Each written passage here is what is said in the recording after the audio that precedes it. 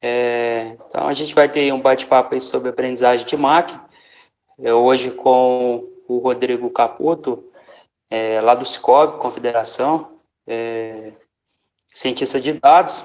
Então, ele vai trazer aí um bate-papo legal aí para nós. Se tiverem dúvida, pode interagir pelo chat aí que a gente responde, ou pelo grupo aqui que eu faço parte junto com vocês. Então, a palavra é com você, Rodrigo. Bem-vindo. Muito obrigado, Alisson. Boa noite para você, para todos os presentes que estão aí na live, seja agora ou depois, que estiver assistindo posteriormente. É um prazer conversar com vocês, compartilhar um pouco desse assunto que eu gosto tanto. E preparei aqui um bate-papo mesmo. Vou apresentar alguns conceitos, apresentar alguns exemplos que acredito que vão poder ilustrar bem o que é o que a gente chama de aprendizado ou aprendizagem de máquina, né? Vem de um termo em inglês bem efervescente dentro da ciência, né, que é o machine learning. Então, eu preparei uma apresentação apenas para guiar aqui o nosso bate-papo, a nossa conversa, mas te peço aí, Alisson, dá uma monitorada no chat, caso tenha alguma pergunta, a gente pode interromper e vai seguindo essa conversa. Combinado. Beleza? Então, vou carregar aqui a apresentação.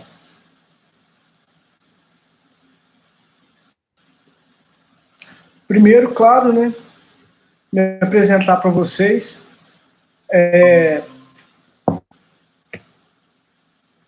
Então, meu nome é Rodrigo Caputo, eu sou mineiro, da cidade de São Tiago. Conheci o Alisson. Na verdade, a gente nem se conhece pessoalmente, né, Alisson? Foram grupos de WhatsApp, sempre dentro do contexto do Cicobi, que a gente entrou em contato. Hoje estou aqui na Confederação, mas contar rapidinho uma linha do tempo, para vocês entenderem por que eu caí nesse mundo do aprendizado de máquina e por que talvez me apaixonei, né?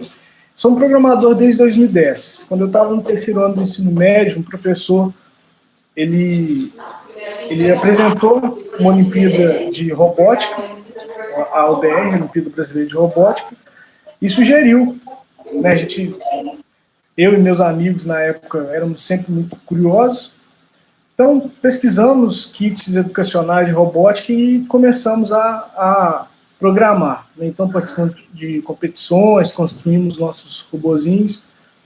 Então foi meio assim na tentativa e erro. Estudar mesmo programação foi em 2011, quando entrei no curso de ciência da computação, né? Então, minha formação é em ciência da computação, e lá eu pude aprender formalmente o que é uma estrutura condicional, o que é uma estrutura de repetição, paradigmas de programação procedural, orientada a objetos, vários desses conteúdos que vocês também estão vendo aí pelo curso, né? E, em paralelo à graduação, eu participei de um projeto de futebol de robôs. Então, nós tínhamos uma equipe de competição que construía robôs dentro de determinadas regras, né? Posso até falar sobre isso mais no final. E, enfim, eu era da equipe de software, então a gente era responsável por construir desde a comunicação com os robôs até a tomada de decisão, se ele ia chutar, se ele ia tocar, todas essas decisões, né? Quando me formei, entrei para uma cooperativa de crédito do Cicobi, que foi onde conheci o Alisson, né? E fiquei lá durante 4 anos. Nesse meio tempo, eu comecei o mestrado em ciência da computação também, na linha de inteligência computacional. Então, fiz minha pesquisa especificamente no aprendizado de máquina, pegando um estudo de caso com o Deep Learning, né, que é um termo um pouco mais avançado dentro desse contexto do Machine Learning. Desde de fevereiro do ano passado estou morando em Brasília, recebi um convite para vir trabalhar aqui no Cicobi, e atualmente estou na área de modelagem de riscos. Então, no Cicobi, o que a gente faz lá na área é basicamente avaliar riscos em geral dos clientes do Cicobi, né, dos cooperados do Cicobi, para decidir, por exemplo, se um determinado cliente ele deve ou não receber um aumento de limite, qual que vai ser o risco dele. Então, são várias rotinas que nós aplicamos vários dos conceitos que a gente vai trazer aqui hoje para vocês na prática, né? Então, o que é aprendizado de máquina? Eu acho importante contextualizar isso de uma forma um pouco formal, mas eu não vou me prender muito a formalismos aqui, até porque é um bate-papo, provavelmente para muitas pessoas, bem introdutório, né, que vai ser o primeiro contato com essa área da inteligência computacional, de ciência da computação.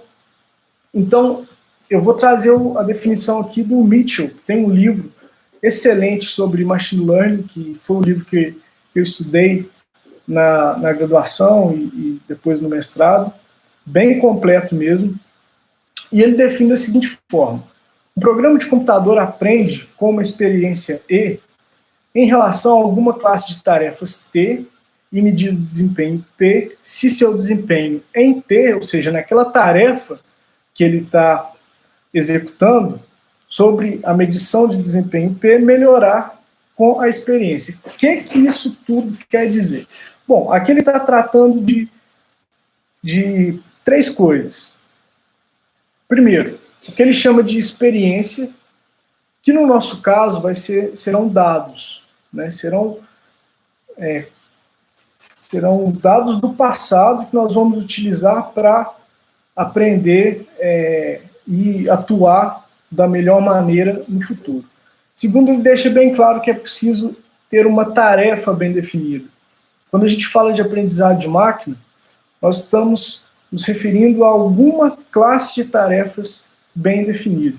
E aqui já é um grande diferencial entre o que a gente chama de aprendizado de máquina e o que algumas pessoas chamam de inteligência artificial. Do ponto de vista da computação, o aprendizado de máquina é entendido como uma sub-área da área de inteligência artificial ou inteligência computacional, como o autor assim chamar. E o aprendizado de máquina, o objetivo dele é resolver algum problema específico. Enquanto no início das pesquisas sobre inteligência artificial, o objetivo era construir uma máquina realmente com capacidades, diria até intelectuais, enfim, de pensar, de imaginar, semelhante ao ser humano. Isso na década de 50, né, em 1950. De lá para cá, talvez a gente pode dizer que a sub-área desse grande campo de pesquisa que mais se desenvolveu foi o de aprendizado de máquina. E nesse caso específico, a gente trata de classes pontuais de tarefas, né? Então, por exemplo, quais seriam essas classes de tarefas que poderíamos colocar nesse contexto aí? Classificar um e-mail como spam e não spam. Essa é uma clássica aplicação de métodos de aprendizado de máquina que a gente usa durante nosso dia a dia, né? Então, no nosso Gmail, ou seja lá qual é o nosso provedor de e-mail que a gente utilizar, sempre tem lá uma caixa de entrada, uma caixa de spam. O que define se um e-mail, né, se uma nova mensagem vai entrar na caixa principal ou na caixa de spam, é uma rotina de aprendizado de máquina. Outra coisa que também utiliza isso, reconhecimento de fala, de imagens. Várias dessas aplicações são baseadas em aprendizado de máquina. E aí a gente pode começar a extrapolar. Por exemplo, temos chatbots, aqueles serviços como a própria Siri e o Google, né, que são assistentes pessoais, virtuais, né, disponíveis nos nossos smartphones e etc. E a gente pode extrapolar até, por exemplo, para carros autônomos, que vai utilizar uma série de pequenas rotinas de aprendizado de máquina, uma para identificar objetos, outra para tomar decisão, e com uma série de outras construções vai permitir, por exemplo, um carro autônomo. Voltando aqui para a nossa definição, a terceira coisa muito importante que é definida aqui pelo Mitchell é a medida de desempenho. Um software de aprendizado de máquina, ele sempre vai ter um erro na sua resposta. Esse erro pode tender a zero, né, mas é muito importante que a gente meça qual está sendo o desempenho desse método, né, desse algoritmo, desse sistema. Por quê? As decisões que ele vai tomar serão baseadas em dados. E os nossos dados, eles podem conter uma série de problemas. Eles podem ser limitados, eles podem ter ruídos, eles podem ter o que a gente chama de viés, né, ele não retratar corretamente a situação que nós queremos que o nosso algoritmo resolva, né? Então, essa medida de desempenho é extremamente importante para termos uma boa aplicação do aprendizado de máquina.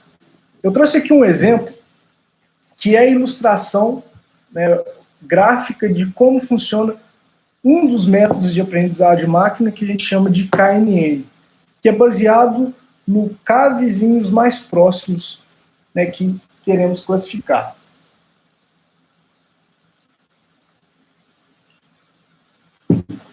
Essa imagem, essa ilustração, me lembra muito a minha sobrinha. Eu tenho uma sobrinha que acabou de fazer 3 anos, e ela está no processo normal de aprendizagem de qualquer pessoa, né?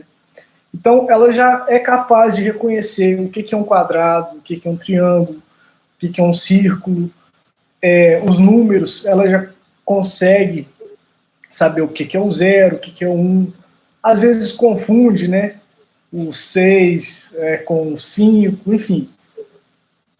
Ela está aprendendo. E essa imagem aqui ilustra como que é esse processo de aprendizado desse algoritmo, que é o KNN, que a gente chama, e que busca inspiração em como nós, seres humanos, aprendemos. Então, enquanto seres humanos, né, quando a gente é criança e começa a reconhecer as coisas que estão ao nosso redor, nós somos sempre estimulados pelos nossos pais, por quem está, né, nos criando, cuidando da gente, a mostrar um quadrado e falar, isso é um quadrado. Quando vê um triângulo, o pai e a mãe falam, isso é um triângulo. E o exercício, os estímulos, ao longo do tempo, vão gravando na nossa memória o que é um quadrado e o que é um triângulo.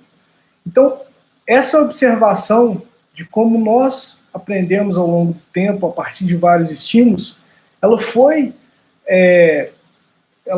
serviu para apoiar o desenvolvimento de uma classe específica de algoritmos que a gente chama de algoritmos de aprendizado de máquina. Então, o KNN, especificamente, como que ele funciona? Ele parte de uma base de dados já rotulada, ou seja, eu tenho dados em que eu já sei se ele é um quadrado, se ele é um triângulo, ou seja lá o que eu estou querendo classificar. O termo classificação, dentro do aprendizado de máquina, é uma tarefa específica da classe do aprendizado de máquina que a gente chama de aprendizado de máquina supervisionado. Nesse aprendizado supervisionado, nós já temos na nossa base de treinamento, nessa etapa de treinamento, os rótulos, né, que a gente quer que o nosso método aprenda. Então, nesse exemplo aí, nós teremos vários quadrados e triângulos, que eu já sei que são quadrados e triângulos.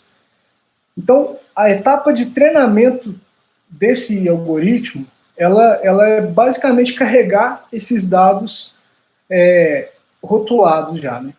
E quando surge um novo objeto para eu classificar, para eu dizer qual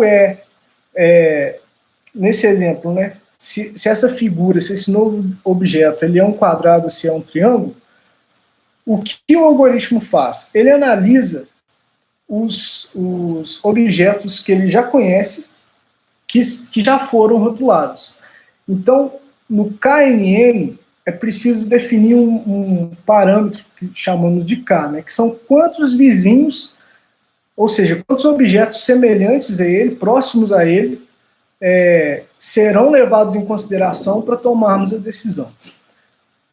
Usualmente K é um número ímpar, né, para não causar um empate. Então, se a gente considerar K como 3, nós teremos esse círculo aqui de decisão. Então, se eu tenho um novo objeto, vamos imaginar que isso aqui é um plano, né, um plano cartesiano, que eu tenho o eixo x e o eixo y, e o valor desse novo item é o 0, 0, ou seja, ele está centrado no nosso campo bidimensional. Ele vai observar que próximo a ele tem 2 triângulos. E um pouco mais distante, mas ainda próximo, né, já que é o terceiro aqui mais próximo, ele tem um quadrado. Então, o que o algoritmo ele vai definir? Né? Que esse novo objeto ele é um triângulo, porque a maioria dos objetos ao seu redor é de triângulo. Por outro lado, se eu definir K como 5, nós temos essa ilustração desse raio maior aqui. Então, os 5 objetos mais próximos desse novo objeto seriam aqui 3 quadrados e 2 triângulos. Então, ele seria classificado como um quadrado. Esse é o funcionamento básico do método que a gente chama de KNN. Então, qual que seria a tarefa nesse exemplo? A tarefa, né, T, seria classificar um novo objeto como quadrado ou triângulo. Qual é a experiência, né? A experiência E que nós chamamos lá na definição. Seriam os dados das figuras conhecidas anteriormente. Então, todos esses quadrados e triângulos que nós já conhecíamos é o que a gente chama de experiência. E, por fim, qual a qualidade de desempenho? Bom, aqui foi para ilustrar apenas um objeto, mas eu poderia ter 100 objetos para classificar. Então, uma medida de desempenho seria, ao final da classificação do meu método, avaliar desses 100, quantos ele acertou e quantos ele errou. Se ele acertou, por exemplo, 90 desses 100, nós dizemos que ele teve um desempenho de 90% nessa métrica que a gente chama, que seria a acurácia. Então, é mais ou menos assim a ideia de como funciona um algoritmo de aprendizado de máquina. Vamos trazer isso aqui para um exemplo agora. Eu quis trazer um exemplo bem simples do nosso dia a dia, que inclusive já funciona, né, já existe aplicações. Eu não sei entrar em detalhes exatamente como ele é construído, mas seriam os radares, né? Os radares estão aí funcionando. O que seria, nesse caso aqui, de exemplo que eu estou trazendo para vocês? Construir um agente de trânsito para aplicar multas de velocidade. Então, nessa ilustração aí, nós temos um agente de trânsito com um equipamento que ele aponta para os veículos em movimento no estrada, e esse equipamento diz qual a velocidade o deslocamento desse veículo. Então, como a gente construiria um sistema para, a partir desse equipamento, já saber se deve ou não aplicar uma multa para aquele condutor daquele veículo? Então, primeira coisa, vamos considerar aqui que nós já temos um equipamento de detecção de velocidade, né, isso já está disponível. Vamos assumir que a velocidade reconhecida pelo equipamento como entrada para o seu programa vai ser já em quilômetros por hora. Então, nesse exemplo, se o veículo está se deslocando a 58 km por hora, esse equipamento vai retornar para o seu programa o valor 58. E com esse número 58, você tem que tomar a decisão, multa ou não multa aquele condutor. Então vamos ignorar aqui as questões de integração. Vamos ignorar que eu precisaria, por exemplo, de um serviço para me retornar essa velocidade, e vou utilizar aqui o Google Colab, né, para mostrar a primeira abordagem, que seria o quê? Fazer o que vocês já aprenderam e já praticam durante o curso de vocês, né, que é programar explicitamente tudo o que o agente deve avaliar. Então, vamos lá de Python, né, que é uma linguagem que é bastante utilizada nesse meio de aprendizagem de máquina. E por que ela é bastante utilizada? Basicamente porque ela permite uma rápida prototipação. Eu consigo, de forma muito rápida, manipular dados. Na verdade, eu consigo passar instruções para realizar vários tipos de manipulação de dados necessários durante a atividade de data science, ou seja lá, o que você esteja fazendo, né? Então eu vou compartilhar aqui com vocês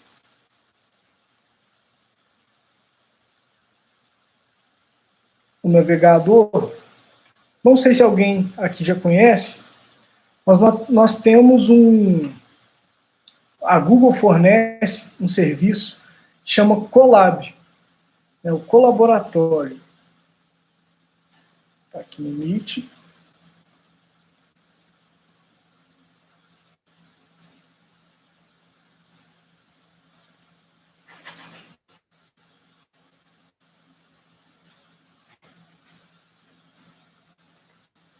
Carregando aí para vocês o navegador. Bom, então, quem quiser acessar aí, pode ficar à vontade, vai digitar colab.research.google.com. Nesse link, você vai conseguir acessar um ambiente fornecido pela Google para programar em Python, basicamente em Python.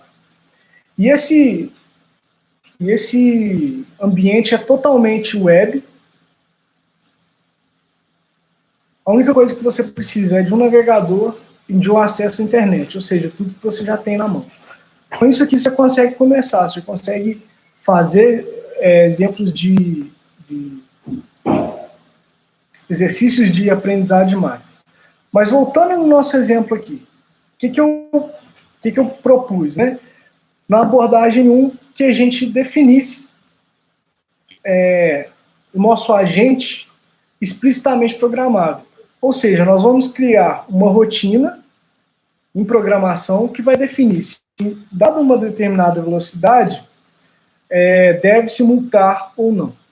Então, eu chamei o meu procedimento aqui em Python, a gente utiliza a palavra reservada def para definir um procedimento ou uma função, né? Então, eu defini aqui a função que eu chamei de multar, que recebe um parâmetro que eu chamei de velocidade, que é justamente a velocidade que aquele equipamento vai nos retornar.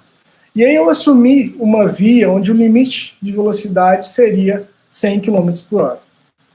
Então, o que o nosso agente deveria avaliar? Bom, primeiro, qual é a velocidade do veículo, né, que eu estou analisando? E a partir dessa velocidade, se ela for maior que o limite da via, nesse caso eu coloquei 100, ele retornaria true, ou seja, eu devo aplicar uma multa para esse veículo. Caso contrário, ele retorna false. Então, para executar esse comando que você digitou aqui no seu Python Notebook, né, no ambiente colaboratório, é só executar, clicar nesse player aqui. E para chamar o comando, basta digitar o nome desse procedimento, dessa função que a gente definiu, e dentro de parênteses, passar os parâmetros. Então, vamos testar aqui em um condutor a 80 km por hora. Se eu executar esse comando, a gente vai ter o retorno falso, né? Ou seja, eu não devo multar esse condutor. E se ele tiver a 120? Aí sim eu tenho um valor true. E se ele tiver a 100? Falso. Nesse caso eu não devo multar. Isso é o que vocês já fazem aí no curso de vocês, quando vão, por exemplo, desenvolver algum site, é dizer para o computador exatamente o que ele precisa fazer. Vou voltar aqui para a apresentação.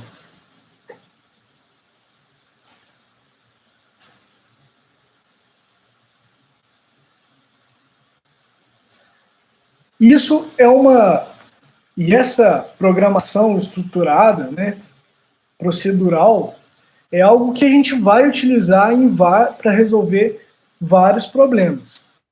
Porque ela tem muitas vantagens. Né? A gente sabe que a saída sempre vai se comportar exatamente como a gente programou. Mas, e se, por exemplo, existirem velocidades máximas diferentes de acordo com o porte do veículo, né? Ou seja, se for um veículo pesado, o limite vai ser de 80 por hora, por exemplo. E se for um veículo leve, o limite é de 100. Isso tudo tem que ser programado por você. Você, programador, vai entrar na sua rotina e editar exatamente todas essas regras. E se, por exemplo, tiver um veículo, né, que é uma ambulância que está em emergência, né, com o giroflex, né, a sirene ligada. Então eu tenho que ter uma condição que eu não vou aplicar uma multa. Tudo isso vai entrar na sua rotina, né, programado explicitamente por você. Aí o que seria a abordagem 2? Construir um programa utilizando aprendizado de máquina. Para construir um programa utilizando aprendizado de máquina, a primeira coisa que eu comentei lá na definição, você precisa de dados. Então, nesse caso, desse exemplo, o que seriam esses dados? Né? Seria uma base, vamos chamar aqui de planilha, né? Que eu tenho vários exemplos de situações que eu estou querendo avaliar. Por exemplo, de carros se deslocando na via. Né? Então, construir aqui uma planilha bem pequenininha com algumas velocidades. Então, eu tenho aqui, cada linha dessa planilha seria um veículo e as colunas seria o seguinte, a primeira seria a identificação daquele veículo, que eu chamei de veículo 1, veículo 2 é veículo 5, mas poderia ser a placa desse veículo, enfim, algo que identificasse ele na base. E qual a velocidade que ele estava se deslocando nessa via. Por fim, eu tenho aqui o que a gente chama de variável resposta, o que vai me dizer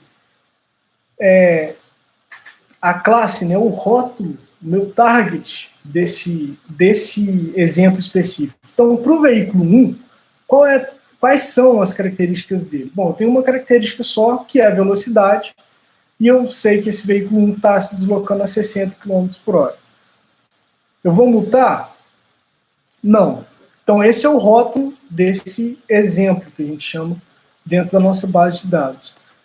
Veículo 2 está a 82 km por hora. Vou multar? Não. Já o veículo 3 está a 120. Então, eu vou multar, sim. A classe que eu quero que o meu algoritmo aprenda vai ser sim ou não, no caso aqui, para aplicar uma multa. Então, eu desenhei aqui, nesse eixo, que é um eixo de uma única dimensão, essas velocidades, né? Então, o que meu algoritmo ele deve aprender?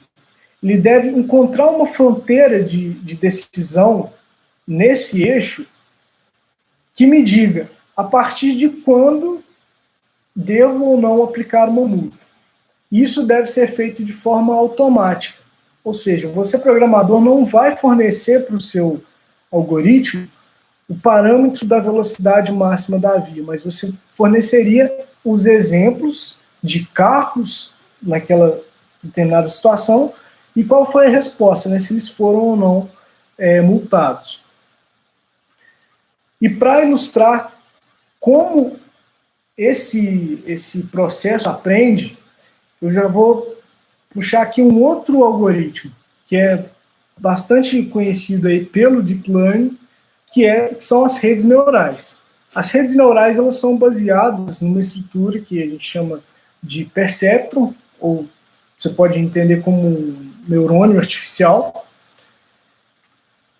E existe no TensorFlow, que é o framework mais utilizado para Deep Learning atualmente, um site muito bacana que é o Playground. Então, o playground.tensorflow.org é um ambiente que você pode ver graficamente como funciona, né, uma rede neural. Então, vou mostrar aqui para vocês.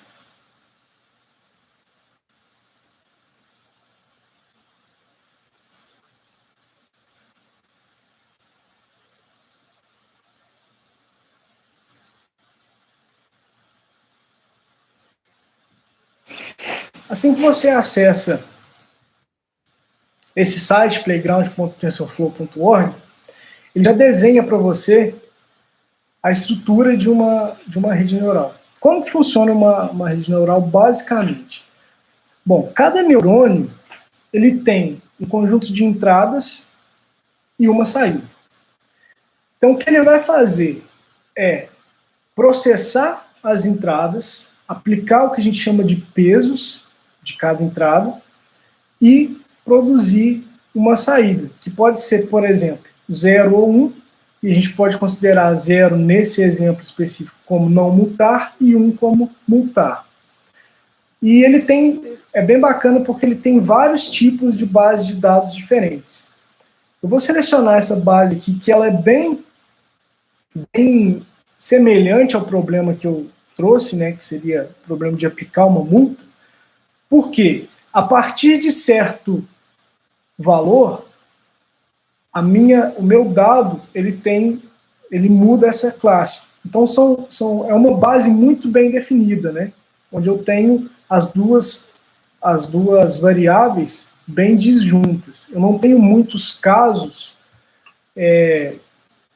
ambíguos ou com ruído. Então, você pode imaginar aqui que cada ponto seria um veículo na nossa via hipotética, né? Então, no eixo X eu teria velocidade.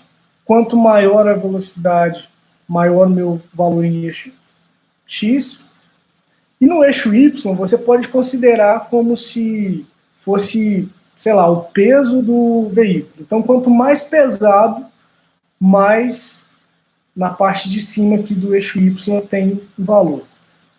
Então, como que a rede ela iria aprender? Aqui vocês podem ver que tem alguns parâmetros. Lembram no KNN que eu falei que tem o número K, que é um parâmetro que eu tenho que definir para quantos exemplos vão ser considerados para a minha classificação? No caso de uma rede neural, a gente tem camadas dessa rede, né? Essa arquitetura aqui é uma arquitetura mais simples, mais famosa, que é que a gente chama de MLP, Multilayer Perceptron, né? Ou Perceptron multicamadas. Então, posso ter várias camadas na minha rede, e em cada camada eu posso ter um número específico de neurônios. Então, eu vou criar aqui uma única camada com 2 neurônios. Cada conexão entre a entrada ou um neurônio tem aqui o que a gente chama de peso, né? O valor do peso. Esse peso eu posso vir aqui nessa aplicação e definir ele manualmente. Quero, por exemplo, colocar 0 nesse aqui, quero colocar valor 1, tudo isso é possível. Mas o que o método de aprendizagem de máquina vai fazer, na verdade, é tentar encontrar o conjunto de pesos que, aplicado a essa base de dados, vai trazer aquele bom desempenho que eu quero para aquela tarefa. Então, quando eu clico aqui nesse play para executar, eu vou até mudar aqui, tem um parâmetro que chama learning rate, que vai, vamos dizer assim, alterar a velocidade em que ele chega no objetivo. É óbvio que existe prós e contras entre acelerar isso aqui. Posso talvez entrar em mais detalhes na parte de perguntas. Mas quando eu executo essa rotina, olha aqui graficamente o que está acontecendo, né? Nesse gráfico nós temos a saída da nossa rede. Basicamente, esse método ele está ajustando esses pesos para que a minha saída seja corretamente rotulada.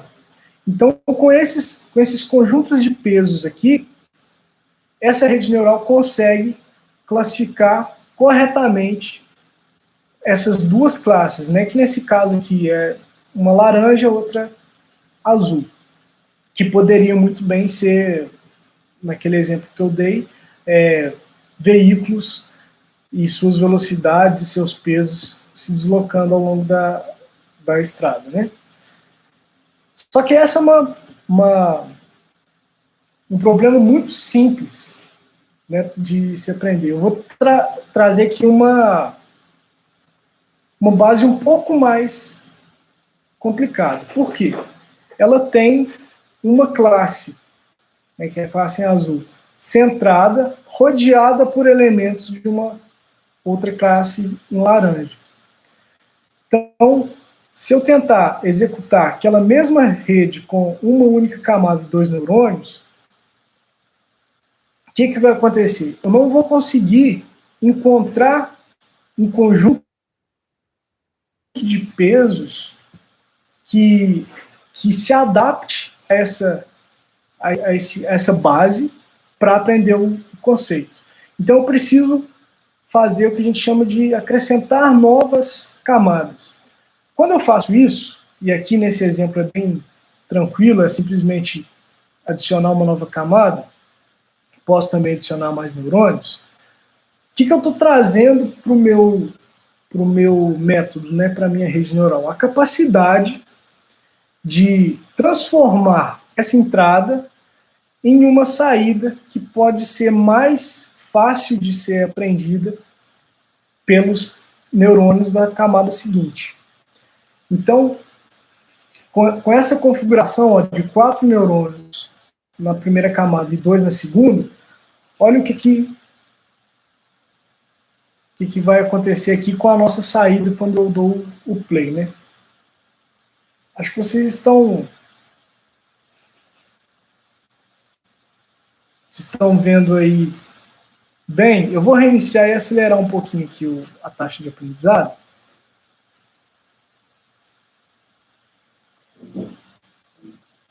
Então, percebam como... Uma mensagem aqui. Tá ok, né? Essa aplicação é um pouco pesada, gente, porque a gente está rodando uma rede neural no nosso navegador, né?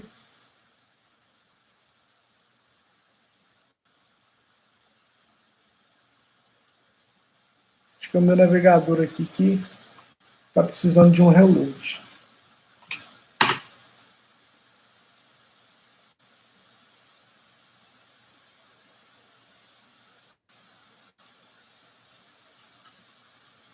Vamos lá.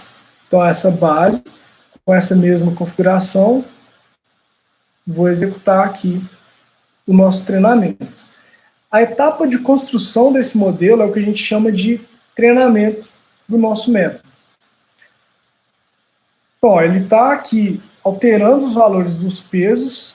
Ele mostra muito bem, porque conforme o valor cresce, ele fica em azul e mais escuro, né? Então, posso ver que esse peso aqui ele tá positivo, esse aqui está em laranja, então ele é negativo, e ele vai, graficamente você visualiza que ele vai se adaptando até classificar corretamente cada uma das classes. Então, aquela decisão na apresentação que eu mostrei, entre ter que achar, né, a fronteira entre multar ou não multar, né, a fronteira de decisão que a gente chama, esse conceito ele é generalizado para essa rede, que tem vários neurônios. E, dessa forma, a gente consegue aprender conceitos bem mais complexos. Por exemplo, aqui nós temos uma base bem mais difícil, né, que tem conjuntos disjuntos. Essa aqui é o que a gente chama de base ou exclusiva, até base, por exemplo, que tem um dado sintético aqui gerado em espiral. Vocês podem depois entrar com calma nesse link, playground.tensorflow.org, e ver o comportamento, como funciona isso. É bacana porque aqui tem também a possibilidade de acrescentar ruídos nos nossos dados. Então, por exemplo, quando eu acrescento aqui um ruído de 20%, eu começo a ter valores que estão muito próximos do que seria a fronteira ideal. E aí começam os problemas, porque, na verdade, na maioria dos casos é o que acontece. Porque imagina um e-mail que ele parece muito, mas parece muito, né, autêntico, ou seja, ele foi muito bem escrito, muito bem construído, mas é um spam. A decisão, ela vai ser muito difícil, né, nesse tipo de situação. Ou o contrário, né, o que a gente chama de falso positivo. Nosso verificador de e-mails, né, anti-spam, ele pode achar que um e-mail tem todas as características de um lixo eletrônico, mas na verdade é um e-mail autêntico, simplesmente porque as palavras que continham naquela mensagem ali, os links, eles se assemelhavam muito de e-mails que foram rotulados como spam. Então, voltando aqui na apresentação, esse é o site que eu gostaria de trazer para vocês visualizarem, né, o comportamento de uma rede neural, no caso de um método de aprendizagem de máquina. Mas aí a gente tem algumas questões nesse processo, né? Porque até agora tudo parece muito, muito bonito, muito simples, muito fácil, né?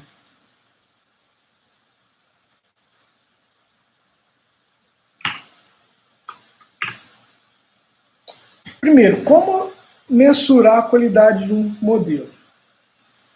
Voltando naquele exemplo, vamos imaginar que temos 100 carros para classificar, né, naquele exemplo. E que ele decidiu não aplicar a multa para ninguém.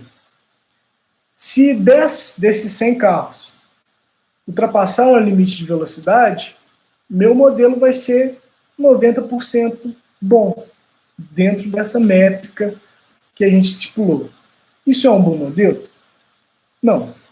Para esse caso, não é um bom modelo, porque esses 10% que ele errou, né, ao assumir que ninguém deveria ser multado, é justamente a parte mais valiosa do nosso trabalho, do nosso software. Então, esse é um problema que a gente chama de bases desbalanceadas, né?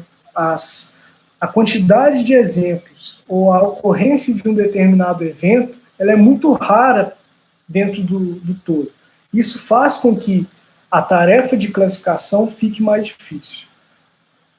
Outra questão aí que eu trouxe para vocês, e aí, claro, abrindo para perguntas, todo mundo pode levantar outras também. O modelo bem treinado, com bom desempenho, pode ser deliberadamente aplicado em outro contexto? É claro que não. Na maioria das vezes, não. Se eu tenho um modelo, né, nesse exemplo, né, da via, que eu rotulei muito bem aqueles condutores que deveriam não serem multados e levo isso para outro ambiente, né, uma outra situação, será que a mesma regra que valia lá vale nesse novo lugar? Extrapolando aqui os outros exemplos, né? Vamos imaginar, aqui trazendo um caso real que temos que conviver na empresa, né? Fizemos um treinamento para discriminar o risco das pessoas, né? A probabilidade de um determinado cliente não contratar determinado empréstimo. E esse modelo, sendo acompanhado ao longo do tempo, teve um desempenho bacana, foi bem adequado, bem aderente. Mas isso veio a Covid, né? Um evento que ninguém imaginava, ninguém poderia supor que estaríamos nessa condição aqui. Então, a minha classificação, a minha tomada de decisão que foi feita lá atrás, no mundo sem Covid, vai ter respostas muito provavelmente inadequadas nessa realidade de Covid.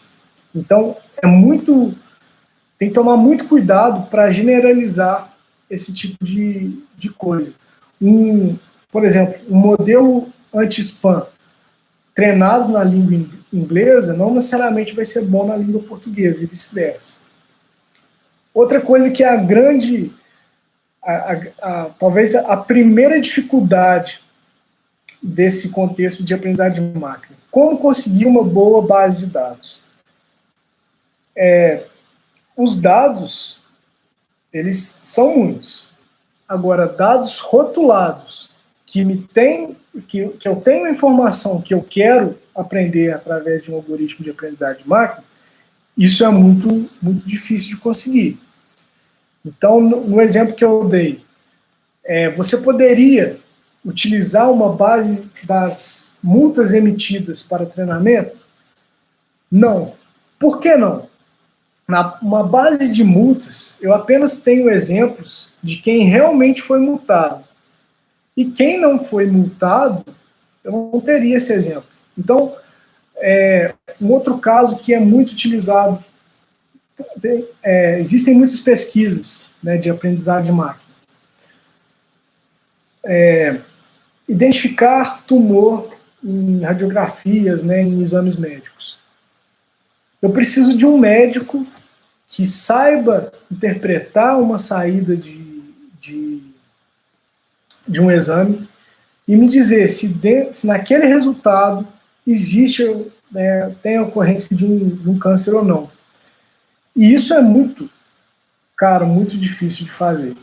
E um exemplo que eu acho que todo mundo aqui já vivenciou, todo mundo aqui já viu, aquele teste do Google, se você é ou não um robô, que ele pede, por exemplo, para você indicar quais as imagens têm uma escada, quais imagens têm tem semáforos, por exemplo. Todo mundo já fez aquilo, né? Quando você está rotulando aquilo, claro, existe uma base já pré-rotulada por várias pessoas, mas você está aumentando a base da Google de fotos rotuladas entre o que é semáforo, o que é escada, o que é bicicletas. Então você ajuda eles a aumentarem a sua base durante um processo de verificação. Alguns anos atrás, nós tínhamos aquelas verificações por letras, né? Tinha algumas letras numa imagem, muitas das vezes borradas ou deformadas, e você, usuário, tinha que identificar qual letra estava ali. Só que, graças principalmente às redes neurais convolucionais, que é uma classe específica de rede neural, né, uma classe específica de método de aprendizagem de máquina, os algoritmos conseguiram chegar numa qualidade tão grande que hoje eles são capazes de passar por esses testes de captcha sem muitos problemas. Então, o pessoal, no caso aí, que eu citei, a Google, já evoluiu esse teste para classificação de imagens. Então, o que eu queria trazer aqui seria um exemplo bem simples, né, do cotidiano, entendo, de todos, para mostrar, primeiro, o que é a programação tradicional, procedural, que nós estamos acostumados, que vocês, no curso de vocês, utilizam no dia a dia, e o que seria uma abordagem utilizando o aprendizado de máquina. É óbvio que não tem como trazer aqui nesses minutos, falar sobre como é o processo de aprendizado de vários algoritmos, que existem uma gama gigantesca de algoritmos, né, disponíveis. Mas, enfim, era mais para despertar o interesse de vocês e entender um pouco essa diferença que hoje fala-se muito e às vezes fica um pouco confuso, né? E o que eu gostaria de falar, finalmente, seria que aprender, né, técnicas de aprendizagem de máquina ou de ciência de dados, seja lá como você quiser chamar, é algo que está acessível a todos. Porque existem várias linguagens, como eu citei, Python, que são muito boas para fazer esse tipo de trabalho, com vários frameworks também disponíveis. Então, nós temos, por exemplo, posso citar aqui Scikit-learn, que é uma biblioteca em Python com vários métodos de aprendizagem de máquina. O próprio TensorFlow, que eu mostrei, é um método já de uma classe específica, que é a Deep Learning. Temos o PyTorch, que foi o framework que, inclusive, eu utilizei na minha pesquisa de mestrado, e várias outras, né? Então, o que eu sugiro quem tiver interesse de aprender um pouco mais sobre isso? Hoje, como todo mundo está em quarentena, tendo de se isolar, as plataformas digitais, Udacity, Udemy, Coursera, tem vários cursos sobre aprendizagem de máquinas, sobre ciência de dados. Então, é uma ótima porta de entrada aí para vocês começarem a aprender sobre o tema. E, claro, né, existem cursos de pós-graduação voltados nessa área. Você pode se especializar, por exemplo, com mestrado. E existem cursos de extensão, por exemplo, eu fiz um curso chama Hands-on Deep Learning na FMG, que foi muito bom, sensacional, bem mão na massa mesmo. Então, seriam essas as minhas sugestões para vocês.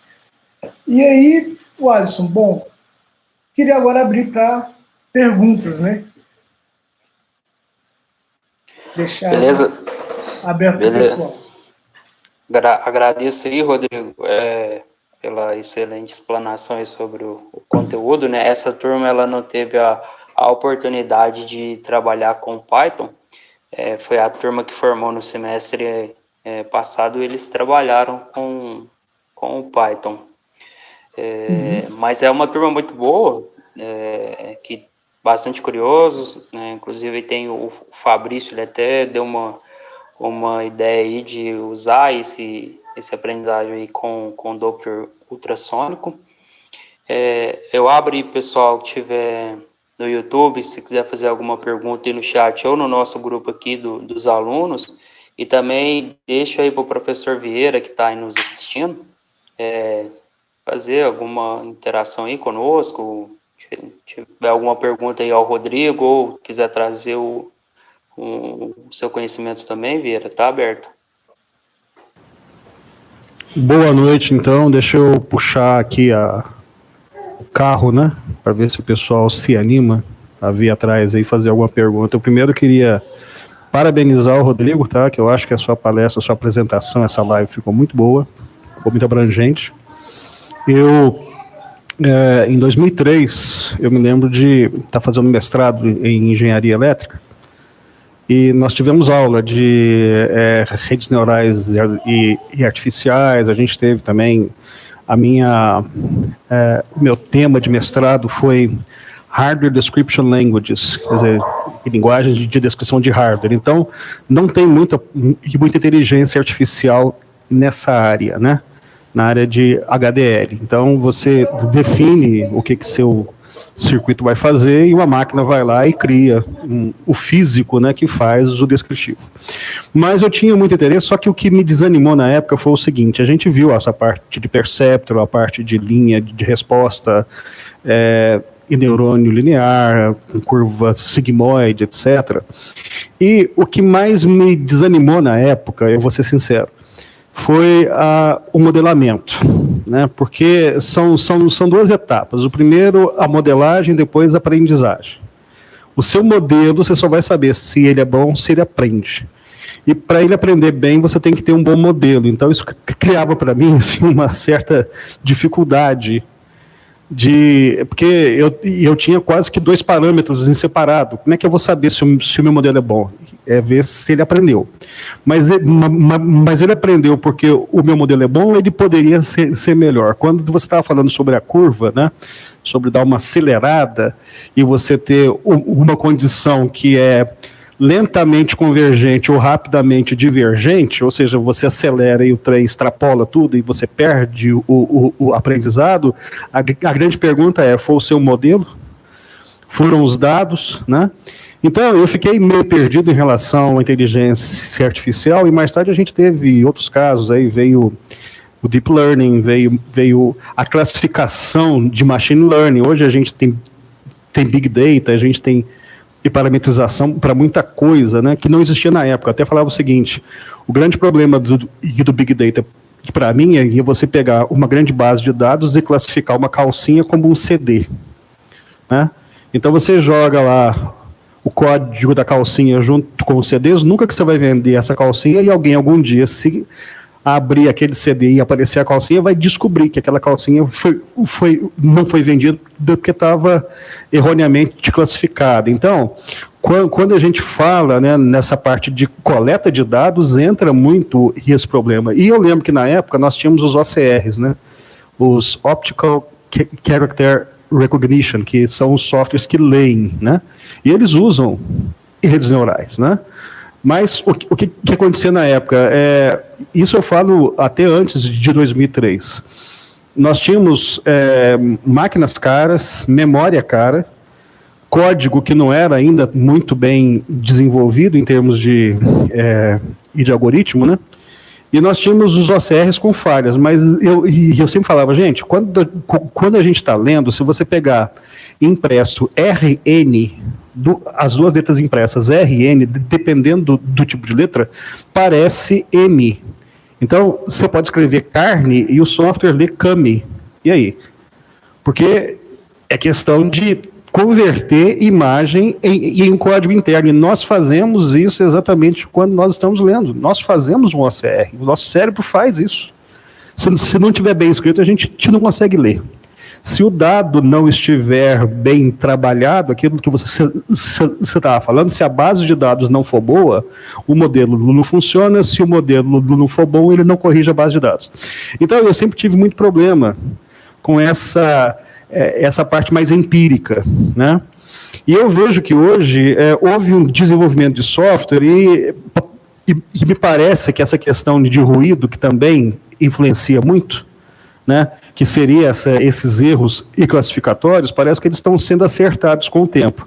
Eu queria saber o seguinte, o que a gente procura hoje, para quem está meio velho de guerra, porque já são 17 anos, né, quando eu fiz o mestrado, e na época não existia Big Data, e Machine Learning era o comum, o Deep Learning agora vem com uma proposta diferenciada.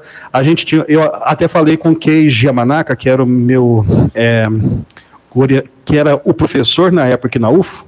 Eu disse o seguinte: eu não acredito que a gente venha a ter inteligência artificial avançada enquanto os neurônios artificiais não forem imutáveis. Ele olhou para mim e falou assim, isso dá doutorado. Eu falei, eu sei que dá, porque se os neurônios são fixos, eles não aprendem, eles mudam de comportamento. E os nossos neurônios não são.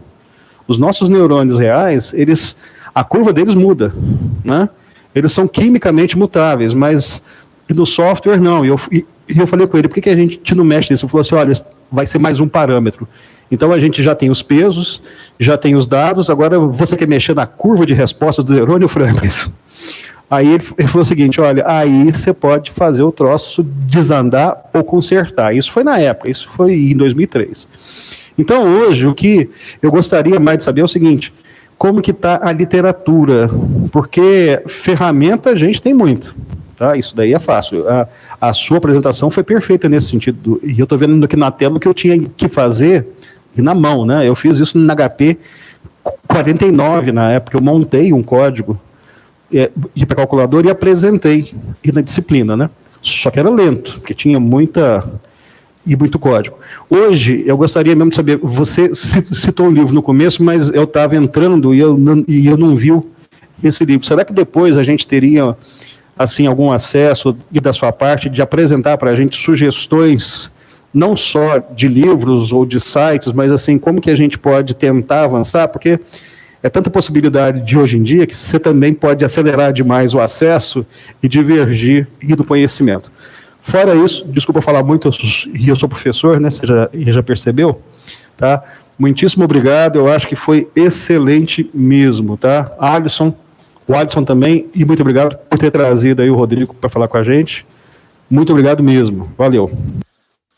Ô, Rodrigo, só Sim. antes só fazer uma correção aqui, que os meninos até chamou lá no chat, lá no YouTube, o professor Vieira deu uma introdução para os meninos aí de Python, tá?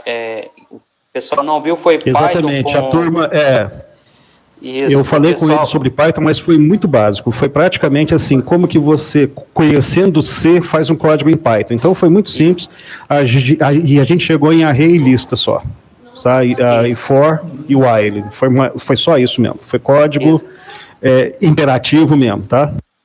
Isso, é só para fazer essa correção, então eles viram um pouco de Python, mas foi a turma anterior que utilizou o Python com análise de dados, com pandas, Matplotlib, scikit-learn, então foi a turma anterior, mas essa turma viu assim, essa introdução de Python.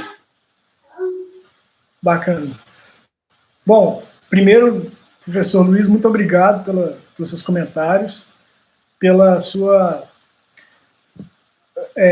por compartilhar aqui um pouco da sua experiência, um pouco do que você passou aí na época do mestrado. Imagino realmente o quão difícil era trabalhar com esse tipo de tecnologia há alguns anos atrás. E digo alguns anos atrás porque hoje, assim, se a gente falar há menos de 10 anos para cá, houve realmente, principalmente em 2014, 2015, um boom, principalmente no Deep Learning, né?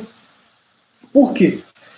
Como você mesmo citou, o hardware que nós tínhamos disponíveis há alguns anos atrás eram muito limitados para conseguir fazer todos os cálculos que uma rede neural, principalmente uma rede neural profunda, né, com muitas camadas, por isso o termo Deep Learning,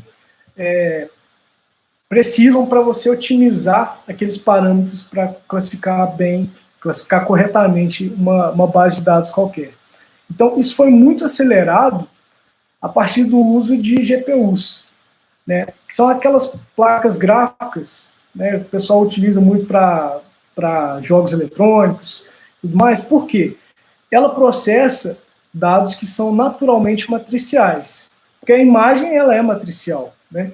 Então, o que eles fizeram? Eles paralelizaram o processo de otimização de uma rede neural, que utiliza gradiente descendente, utiliza algumas estratégias derivadas do gradiente descendente com algumas otimizações, para rodarem de forma paralela em uma GPU. Então, aquele poder de processamento que você só iria ter disponível num supercomputador, né, numa universidade, em algum centro de pesquisa, de uma hora para outra você consegue ter acesso a uma placa, sei lá, de R$ 1.000, um pouco mais, talvez. Né? Então, isso acelerou muito, ao passo que várias pessoas tiveram acesso, várias pessoas conseguiram não só fazer seus experimentos, mas também colaborar. Então, os frameworks, como o próprio TensorFlow, que eu citei, o PyTorch, até a Scikit-Learn, que não é especificamente de Deep Learning, mas, enfim, é um framework de aprendizagem de máquina, eles são frameworks abertos, né, que tem uma comunidade que se dedica a manter aquele framework, a corrigir problemas, a implementar novas soluções. Então, isso foi algo crucial, tanto o surgimento das GPUs, e mais do que isso, né, porque a GPU já existe há algum tempo, mas a sacada que o pessoal teve de que poderia utilizar aquele poder de processamento paralelo de placas gráficas para otimizar redes neurais. Isso foi realmente um divisor de águas, se a gente analisar aí, principalmente 2014, 2015. Né? Agora, em relação a tecnologias, a material, realmente existe muita coisa por aí. Em termos de frameworks, de tecnologias, eu já citei alguns. Cursos também tem vários. Mas, primeiro, assim, o que eu recomendo para quem estiver começando, ou no seu caso mesmo que teve já experiência prática, né, em algumas aplicações. O aprendizado de máquina, ele tem vários tipos de tarefas que você pode resolver. Então, eu dei exemplos aqui de classificação, que é rotular, por exemplo, se um e-mail é spam ou não, dizer se naquela imagem tem um carro, se naquela imagem tem algum outro objeto. Isso é classificação. Mas eu posso, por exemplo, querer prever qual o valor de um imóvel. Posso querer prever qual o valor, sei lá, do dólar daqui a um mês. E aí não são classes, né, específicas. Eu dei exemplo aqui de classes binárias, né, que seriam duas, mas eu posso ter multiclasses. Esse é diferente, eu posso ter um intervalo de valor que eu quero que o meu método aprenda. Então, por aí já tem essa divisão. Existe também o aprendizado não supervisionado, que a gente trabalha em base de dados que não estão rotulados, não estão com rótulo, e aí eu quero, na maioria das vezes, tentar encontrar comportamentos semelhantes, encontrar grupos que se comportam, né, que têm características semelhantes.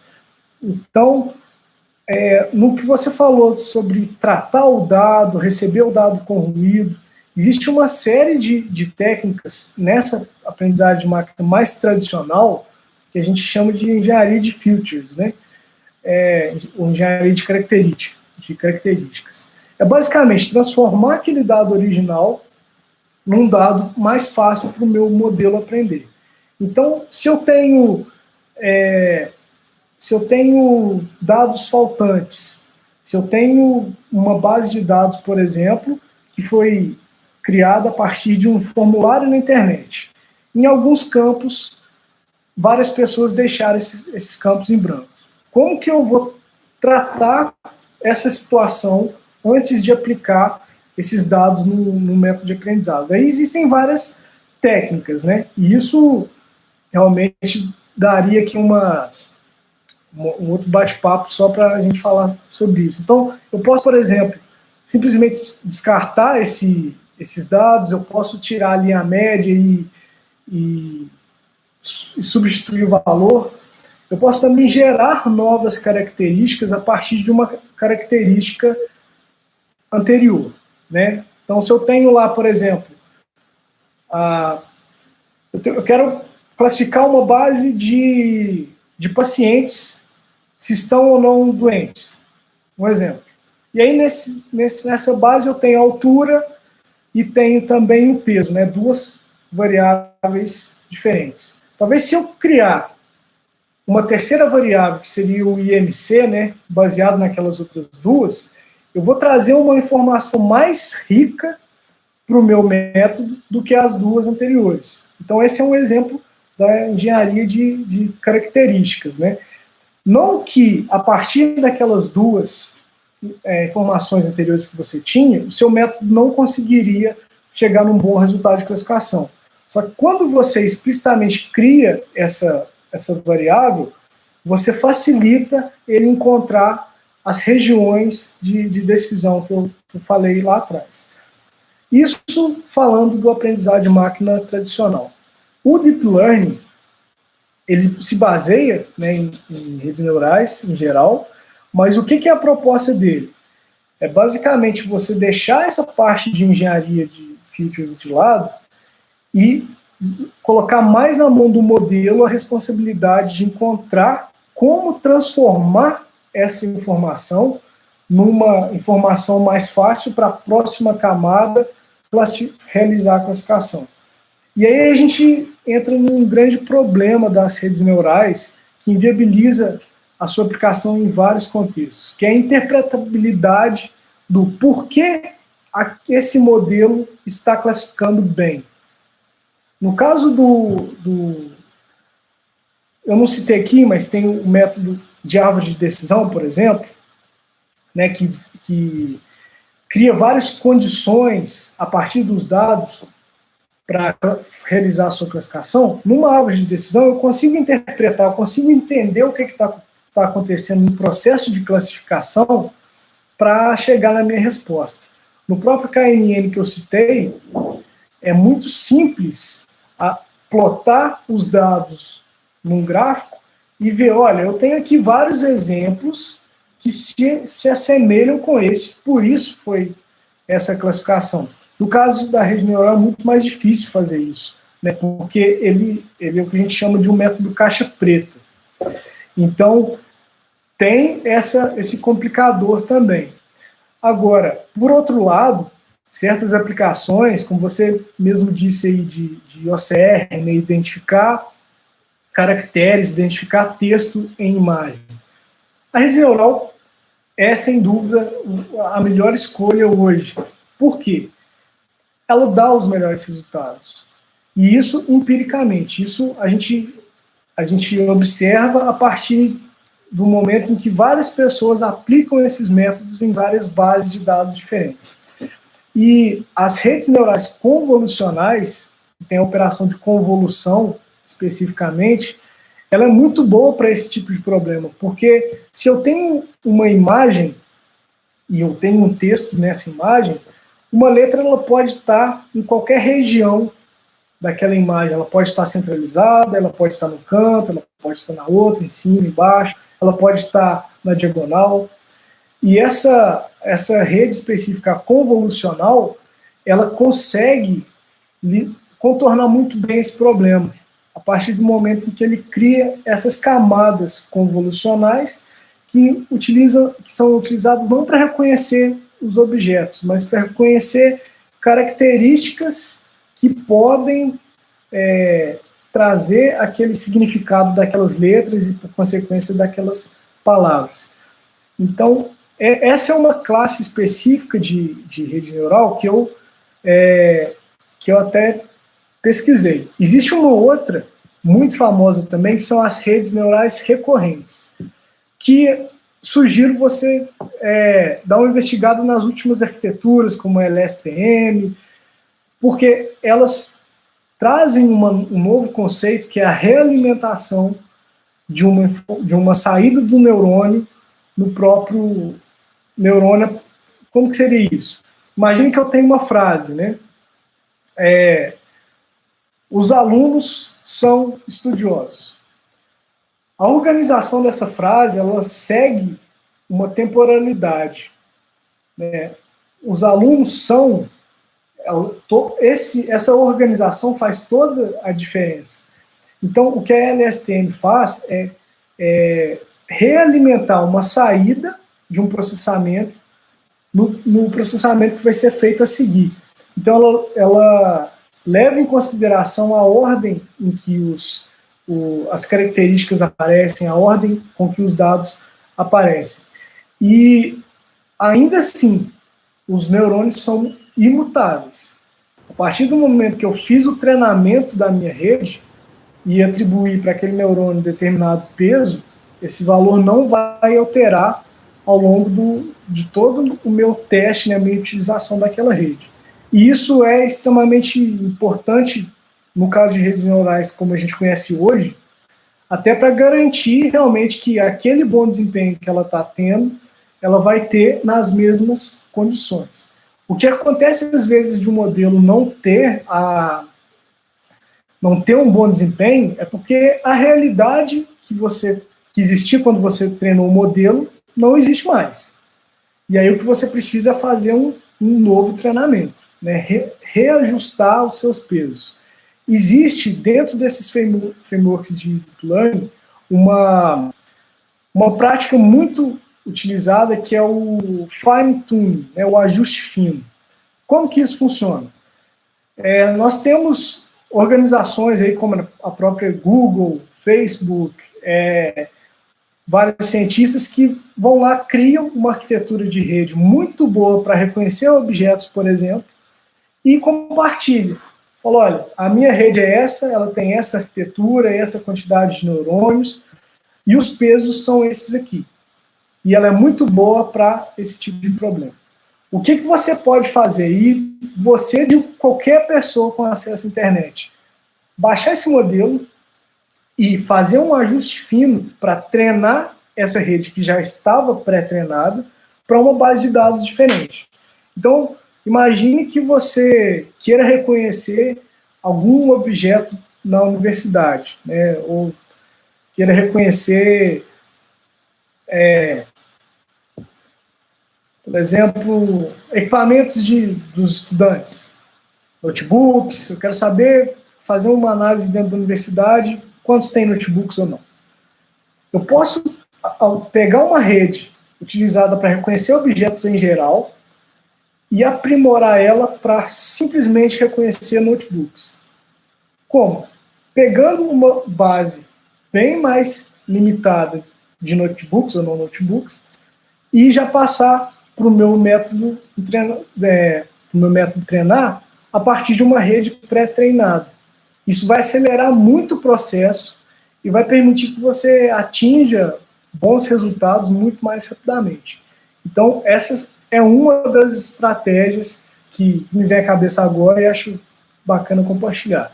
Agora, o que a gente enxerga, talvez como o estado da arte de redes neurais, e poderia até generalizar para o aprendizado de máquina, são as GANs, as redes Generative Adaptive Networks.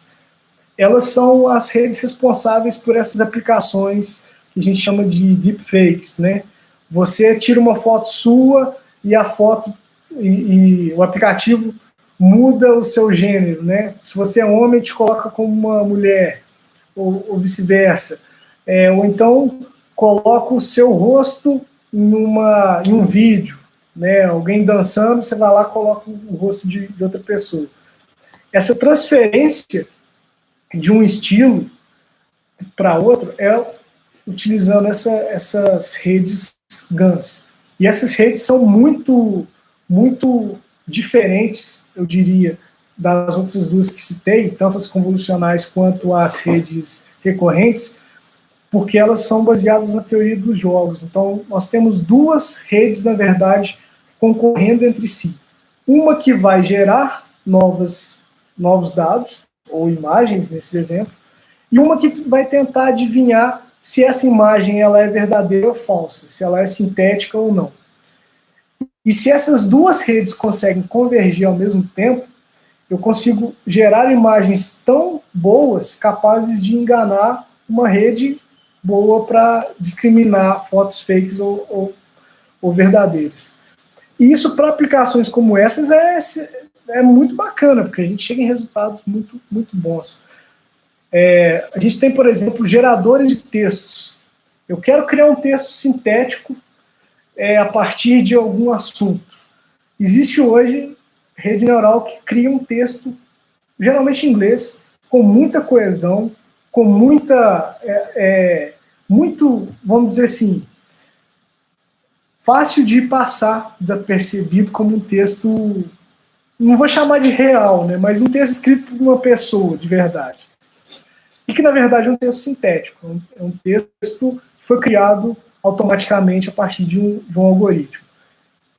Isso gera vários problemas. Por exemplo, a gente pode criar uma ferramenta para construir notícias falsas sobre um determinado tema. Isso é algo que, ainda mais nesse momento, é extremamente perigoso, extremamente nocivo para todo mundo, né? E aí a gente começa a voltar no tempo e ver coisas como o teste de Turing. O teste de Turing, para quem nunca ouviu falar, é um teste que o Alan Turing propôs, né? Inclusive, eu recomendo a todo mundo que está nessa área conhecer mais a história do Alan Turing. Tem até um filme muito bacana, chama O Jogo da Imitação. Quem nunca assistiu aí, recomendo. O que esse teste de Turing propõe? Ele propõe verificar se falando bem rapidamente, né? Se um determinado programa ele é, entre aspas, inteligente. E o que ele fala é o seguinte: olha, se eu estiver conversando com um programa, né, ou conversando no chat, vamos dizer assim, e eu não sei se do outro lado quem está me respondendo é uma pessoa de verdade ou se é um programa, então eu posso dizer que esse programa ele é realmente inteligente. Na verdade, isso já existe hoje, em certa medida, com aplicações extremamente competentes, né, de chatbots, extremamente competentes para gerar texto e conversação mesmo, né? Mas a gente extrapola isso, por exemplo, para uma imagem. Se eu tenho uma foto de um político em uma determinada situação, por exemplo, numa reunião ou em alguma situação constrangedora, será que aquela foto realmente é verídica? Existe uma chance hoje muito grande dela ser sintética, ou porque foi manipulada por Photoshop, ou porque foi criada em um contexto que eu passei para a minha máquina gerar. Então, é um ambiente muito, muito rico, com muito conteúdo. Então, eu sugiro para todo mundo, primeiro, conhecer um pouco do aprendizado de máquina, no sentido de aprender esses problemas que a gente pode ter durante o processo, como overfitting, desbalanceamento de dados. São várias situações que dificultam, como você falou, chegar num modelo de qualidade a partir dos dados, testar esses modelos mais clássicos da literatura e, se sentir interesse, partir para o Deep Learning, por exemplo, que é algo que eu gosto bastante. Mas, ciente disso, dependendo da aplicação, você não vai conseguir utilizar um método desse, porque ele tem as suas limitações, como qualquer tecnologia, né? Então, houve esse aquecimento do interesse do pessoal por esse boom, como eu citei, dos frameworks, da acessibilidade a partir das GPUs, né, de acelerar redes que eu levaria semanas para ajustar para algumas horas, alguns dias, né? Então, é algo bastante novo e que abre várias possibilidades. Não sei se pude, né, responder alguns pontos aí do professor, mas... Totalmente. Esses são alguns comentários. Não, você deu uma extensão naquilo que você já tinha falado, tá? Eu só queria fazer dois comentários rápidos para não ficar monopolizando também, porque tem mais gente aí que talvez queira fazer pergunta. Quando você fala em recorrência e convolução na parte de inteligência, a recorrência me pareceu ser que o sistema continua aprendendo de alguma forma. Eu não sei se foi isso, né? Não, eu vou compartilhar aqui, tentar mostrar uma ilustração do que é uma rede neural recorrente. Deixa eu só permitir aqui o compartilhamento de tela. Eu fiquei meio curioso, porque me deu essa sensação de que a rede se ajusta mesmo dentro daquilo que ela já é especializada, né? Ou você faz uma filtragem, não sei. Porque já que os pesos são mantidos, a aprendizagem mantém. Os pesos, eles são gerados naquele processo de aprendizagem. É tipo o OCR, né? Que você vai dizendo se a letra A é isso mesmo, se a letra B é isso mesmo, se ele está acertando e errando, e ele ajusta os pesos. Mas uma vez que ele já está fechado, né? Os pesos eles ficariam fixos, né? Que seria o grande segredo, né? Você vender a rede pronta. Agora, eu não conhecia nem a recorrência, a convolução, sim, e me pareceu lógico, né?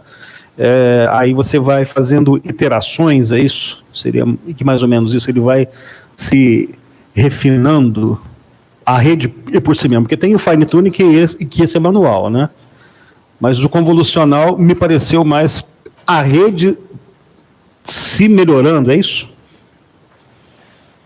Não, vou falar primeiro um pouco da recorrência e depois falo especificamente sobre a convolução. No caso da recorrência, essa imagem ilustra bem. O que é a proposta desse tipo de rede? Criar uma espécie de memória do que passou no sentido do... Vamos pegar aí um dado, como disse, um dado de texto, né, um dado textual. Ou melhor, vou pegar um exemplo aqui de sons. Redes LSTM são muito bons para reconhecer, por exemplo, fazer a tradução entre sons para texto, né? Uma palavra que eu for falar verbalmente, né, ela vai ser um sinal sonoro ao longo do tempo. O que essa rede vai fazer é aplicar para uma mesma estrutura esse sinal em tempos diferentes. Então, primeiro, eu vou aplicar para um determinado neurônio que já foi treinado, tá? Já foi treinado, uma entrada do meu som, ou do meu texto, ou seja lá o que eu estou analisando, que tem essa temporalidade, né? E a entrada desse dado vai produzir uma saída. Quando eu for analisar o próximo porção de dado ali ao longo do tempo, se for uma frase, por exemplo, eu vou analisar a segunda palavra, eu vou passar como entrada para ele não só a palavra em si que eu estou analisando, mas a saída do processamento anterior.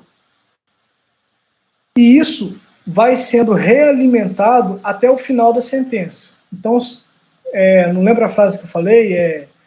Os alunos são dedicados. Vamos imaginar que seja essa frase. E eu quero fazer uma análise de sentimentos. Análise de sentimentos é um tipo de problema que você quer verificar se uma frase, por exemplo, ela é positiva ou negativa sobre alguém. Por exemplo, se eu estou fazendo um elogio ou se eu estou fazendo uma crítica.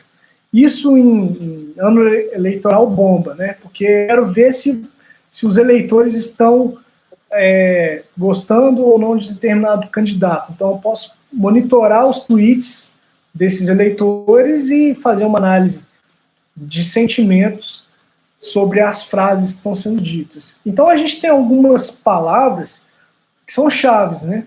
Por exemplo, bonito, amável, são palavras que geralmente trazem um sentimento bom sobre alguém.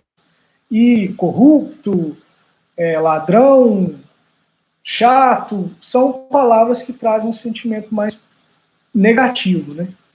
Então, para analisar uma frase sobre se essa frase está sendo positiva ou não sobre algum determinado assunto, esse tipo de rede é muito boa. Porque eu vou analisar, vamos imaginar aqui, ó, no exemplo que eu dei, os alunos são dedicados. Durante o processo, a saída do meu neurônio, que pode ser reconhecido, por exemplo, pode ter sido treinado para reconhecer sentimentos positivos, né, sentimentos bons, ele vai, a partir do O, né, na verdade é o contrário, está aqui embaixo é a entrada. A partir dos alunos, o os vai me produzir uma saída, que provavelmente vai ser uma saída neutra. Porque o os é uma palavra que não traz muito sentimento, né? Alunos também pode ser uma palavra neutra. E isso é uma suposição, porque eu não sei, na verdade, como está exatamente o processamento dentro da minha rede, né? São também seria uma palavra neutra, mas dedicados seria uma palavra que teria uma saída mais positiva.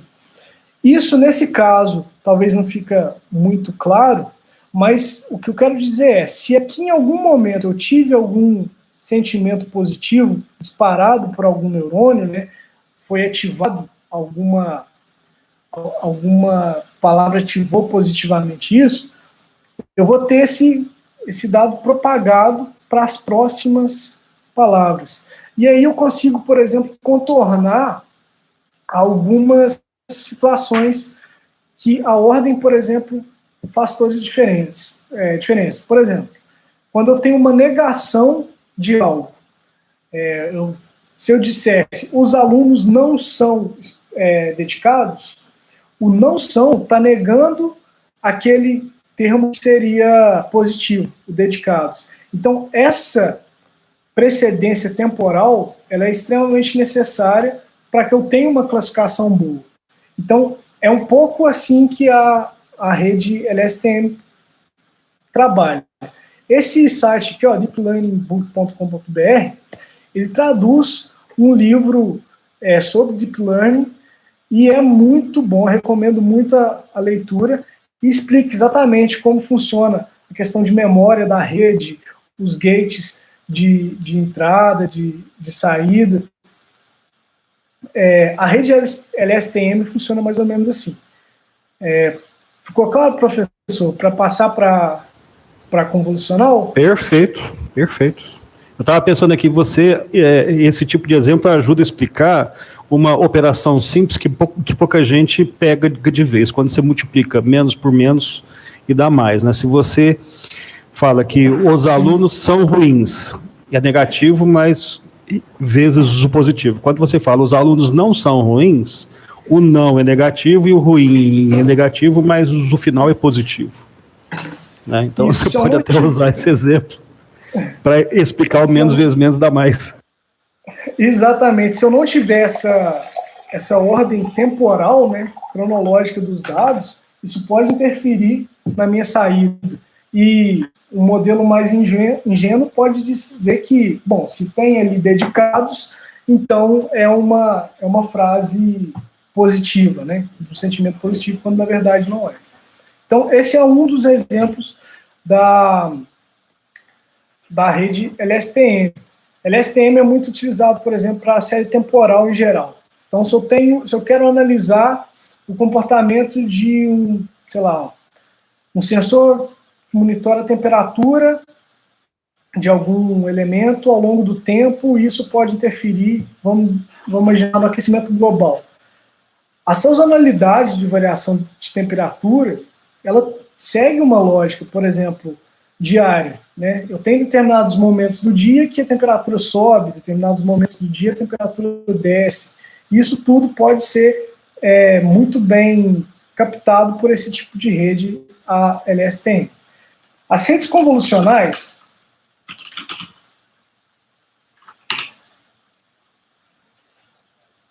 elas são um pouco diferentes dessas LSTM, porque ela não tem a realimentação dos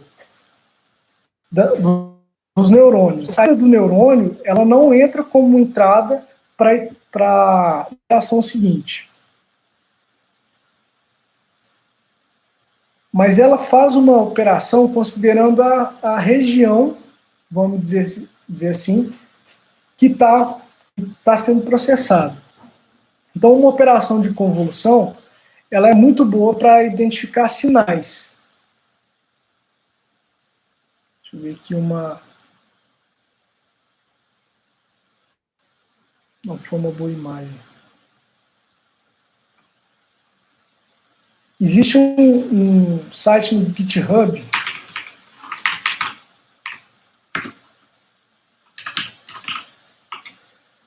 que tem todas as operações de convolução aqui, ó, aritmética convolucional. Aqui mesmo.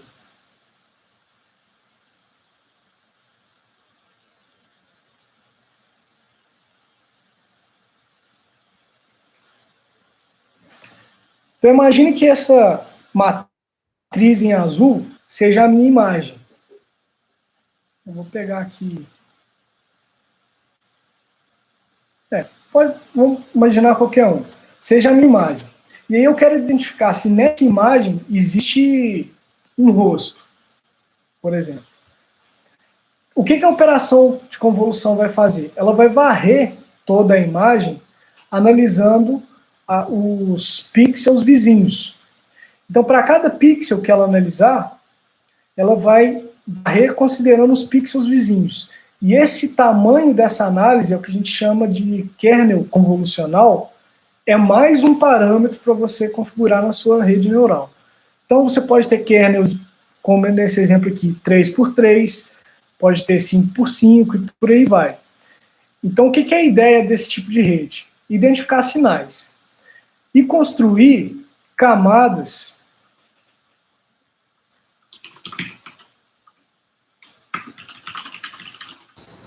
Estou pensando aqui, isso pode ser usado até em mouse óptico, né? Você pode fazer uma análise da imagem que ele está aparecendo debaixo do mouse para saber para onde ele está se deslocando. Eu não sei se isso seria uma possível aplicação.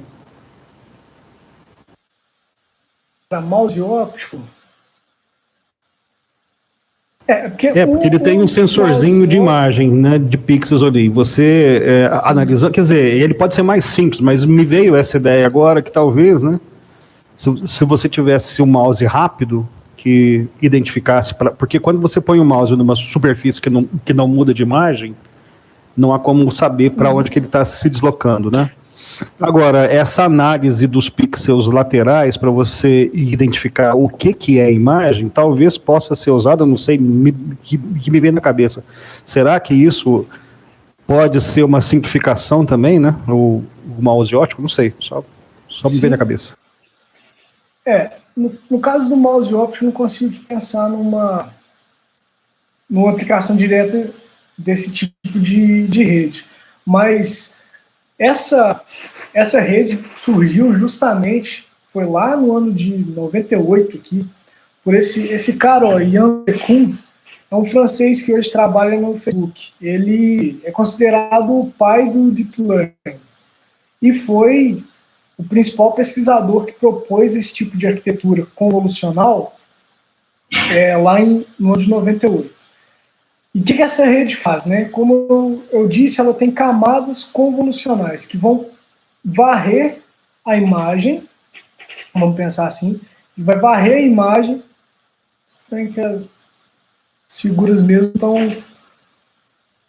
estão carregando. E tentar identificar nessa... Não sei se vocês estão conseguindo ver aí, talvez seja um pouco pequeno, mas... Eu tô conseguindo acompanhar, agora eu não sei, eu tô entendendo a proposta aí da mudança, né? Quer dizer, é tipo um OCR para imagem, você não quer ver o caractere, mas sim o contexto da imagem. Sim. O próprio OCR, né, ele utiliza isso aqui, por quê? Ó, agora carregou. Uma letra A, por exemplo, ela tem algumas características que a gente pode analisar elas localmente. Como assim? Uma letra A, geralmente, ela vai ter aqui um risco para cima e um risco para baixo. E esses dois riscos, eles vão ser interceptados aqui por bem no meio. Né? Geralmente é assim que um A é configurado. Então, o que as minhas camadas iniciais de convolução vão fazer?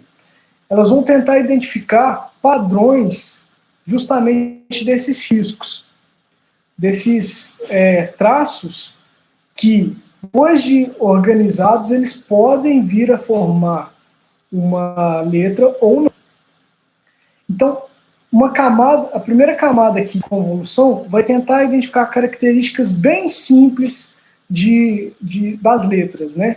Então, seria basicamente esses traços.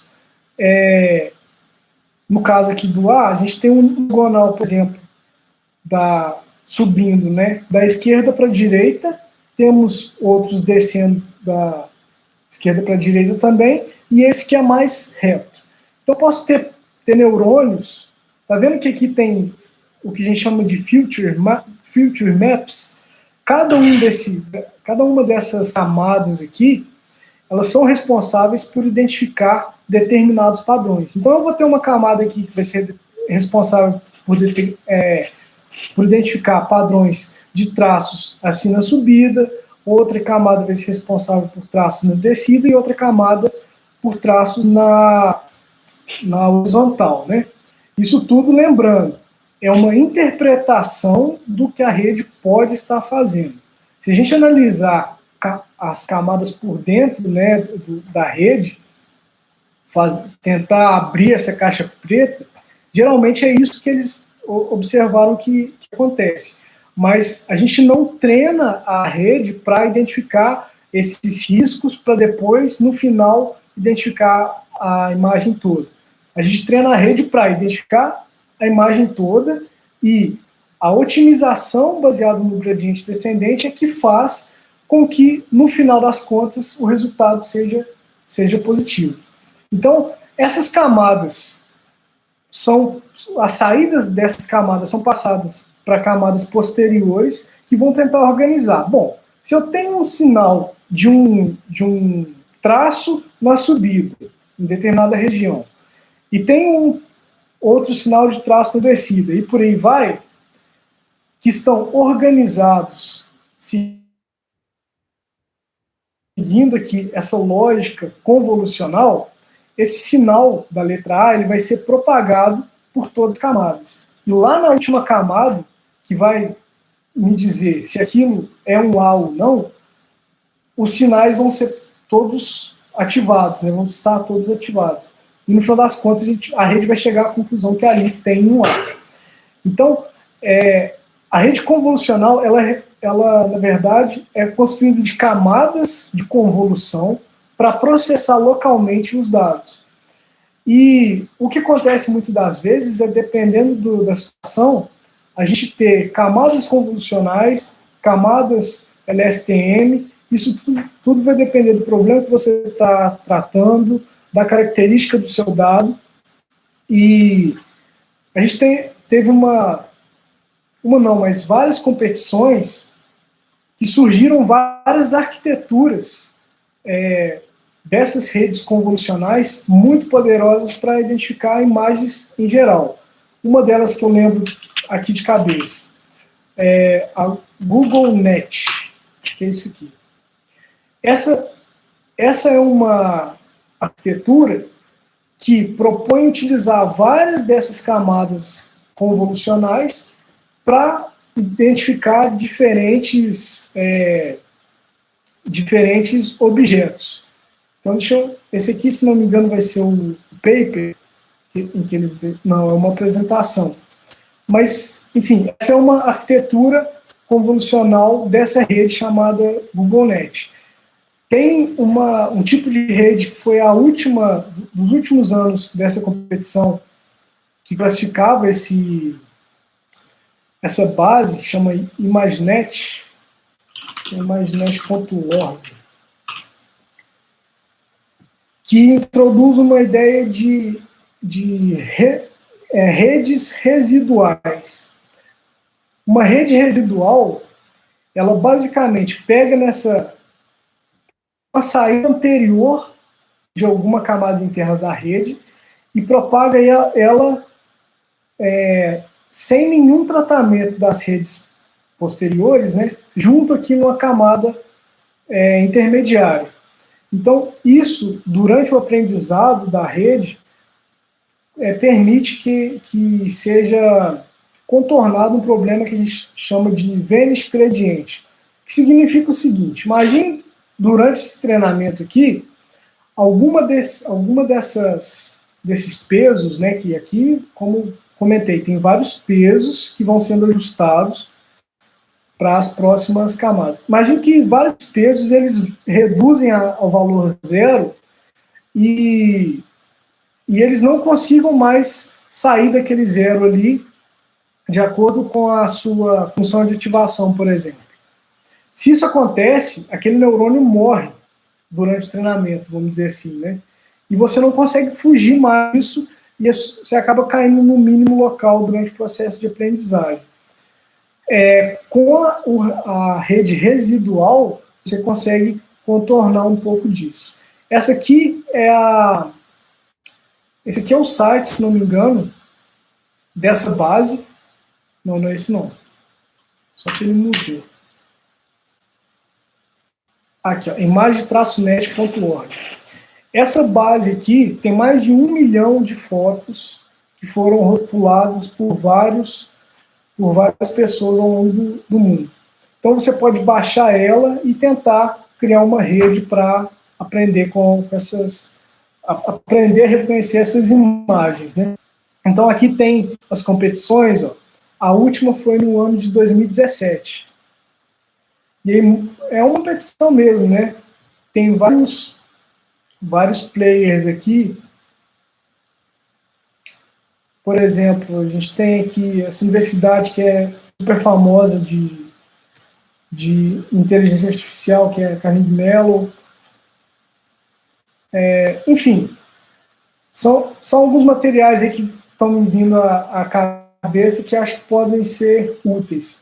Mas, resumindo, né, as redes LSTM, elas fazem um processamento recorrente no sentido de que a saída do neurônio ele é propagado nas novas entradas ao longo do tempo, e as convoluções são realizadas baseadas em análise de sinais de regiões do meu kernel convolucional, né?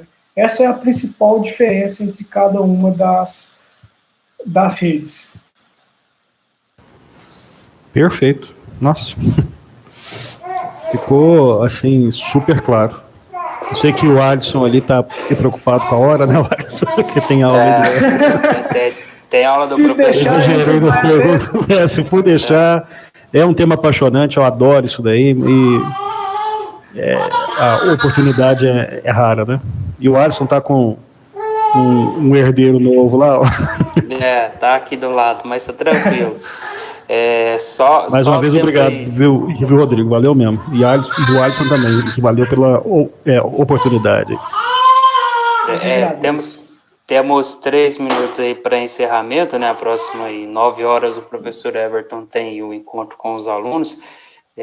Já quero agradecer a professora Cristiane, o professor Everton, o professor Luciano, o professor Luiz Cláudio.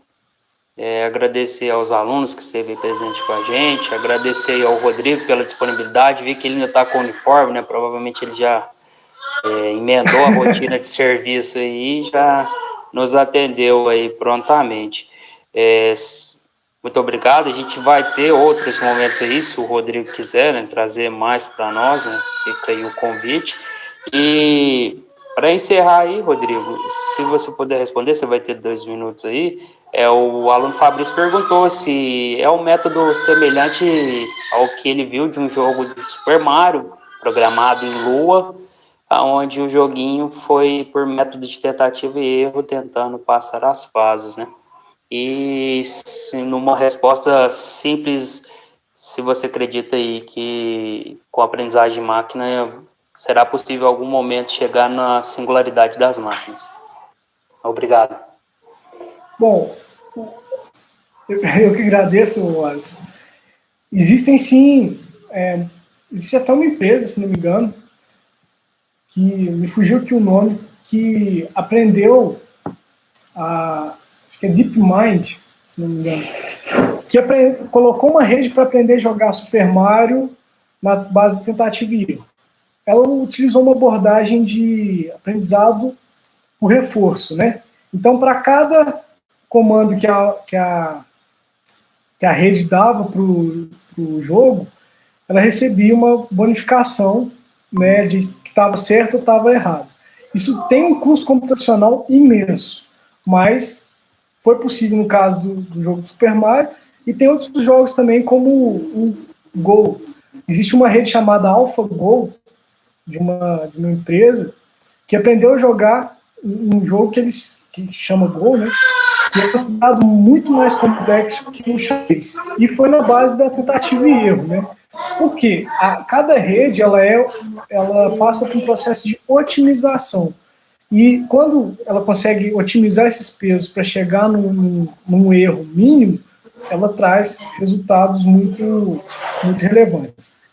Sobre o que eu acredito do aprendizado de máquina, eu acho que a gente vai cada vez mais ter soluções para problemas específicos muito bons. E essas soluções organizadas, né, em composição, em sistemas, por exemplo, como a gente tem do Google, como tem da Siri, né, eu, por exemplo, mando um lembrete, faço um lembrete, ele já consegue correlacionar com o meu calendário, e, enfim, me propor sugestões.